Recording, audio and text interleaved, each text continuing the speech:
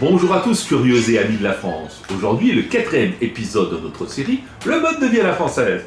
Nous allons traiter du secret de la brioche et de Marie-Antoinette.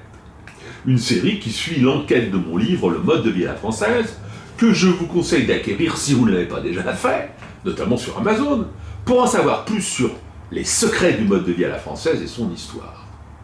Nous en sommes encore au début de notre enquête, à la révélation du sens caché des ingrédients du petit déjeuner. Et pour comprendre le secret de la brioche, nous allons commencer par l'anecdote rapportée dans le livre à propos de Marie-Antoinette, cette reine de France, épouse de Louis XVI, à laquelle l'extrême gauche de Robespierre coupe à la tête. Elle aurait dit en 1789, de façon méprisante à des manifestants de Paris qui se plaignaient de ne plus pouvoir acheter de pain, qu'il mange de la brioche.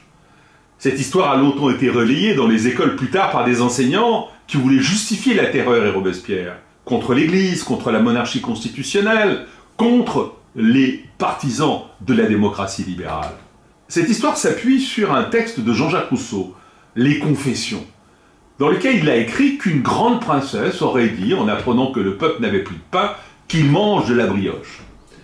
Une accusation grave dont nous allons comprendre d'ailleurs le sens. Mais auparavant, amis curieux de la brioche, je vous signale que les Confessions de Rousseau datent de 1765 et que Marie-Antoinette est née à Vienne en 1755.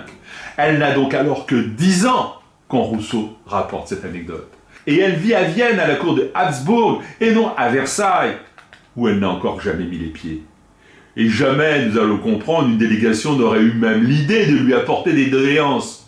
Imaginez la pauvre enfant qui devra quitter ses amis, ses poupées, ses jouets à 14 ans, pour la France qu'elle ne connaît pas, qui va être mariée à un homme qu'elle ne connaît pas, le futur Louis XVI. Imaginez une fillette joyeuse qui, du jour au lendemain, va subir les codes en vigueur, ce qu'on appelle l'étiquette au château de Versailles, qui va être surveillée, qui va devoir vivre avec un Louis XVI, qui refuse longtemps même toute relation de proximité avec elle. Oh, elle tente pourtant de faire plaisir à tout le monde, elle est aimable, elle est souriante, elle suit les conseils qu'on lui donne, et elle apporte à la France les viennoiseries, dont le croissant, mais pas la brioche. On va voir pourquoi. Mais malgré cela, la haine de l'extrême gauche révolutionnaire est déjà là. Les pamphlets l'appellent avec mépris l'Autrichienne. Comment aurait-elle pu imaginer ce coup de la brioche, qui vient la diffamer jusqu'après sa mort ? Car ce n'est pas une petite accusation. La brioche est en effet un pur produit de France. C'est à l'origine, au XIIe siècle, en Normandie, une pâte de pain, d'œufs et de beurre, qui est pétrie, broyée avec un bâton. Or, un bâton, pour broyer, s'appelle une brie, en ancien normand, B-R-I-E. Et broyer se dit briller, B-R-I-E-R, briller, d'où le mot brioche. C'est un produit très particulier, de fête pour le peuple, qui à l'époque se nourrit surtout de pain de seigle et d'avoine, tandis que le pain blanc, le froment d'où est issue la brioche, est plus cher. C'est un produit pour les grandes occasions.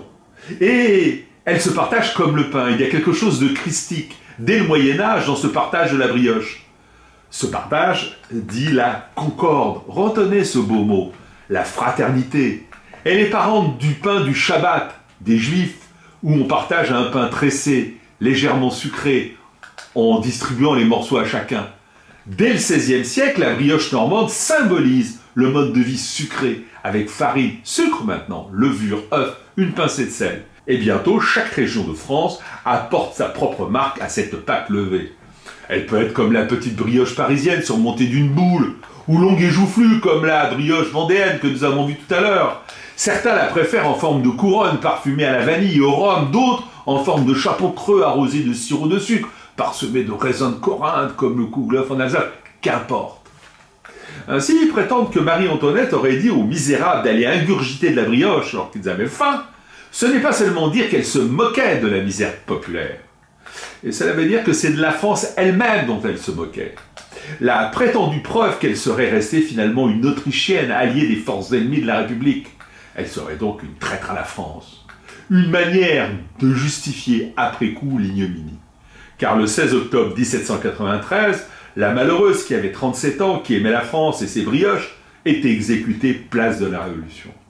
Place de la Révolution, c'est le nouveau nom donné par les révolutionnaires haineux à la place de la Concorde. La place de la Révolution et sa terreur ont heureusement disparu.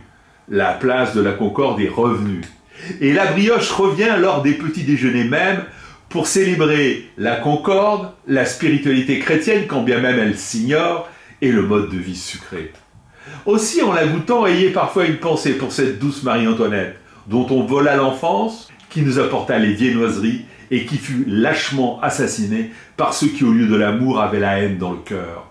Pensez à elle, nous lui devons bien cela. La suite sur la cérémonie de l'apéritif au prochain épisode. Et n'oubliez pas, si vous n'avez pas acheté déjà le livre, de le faire et de vous abonner.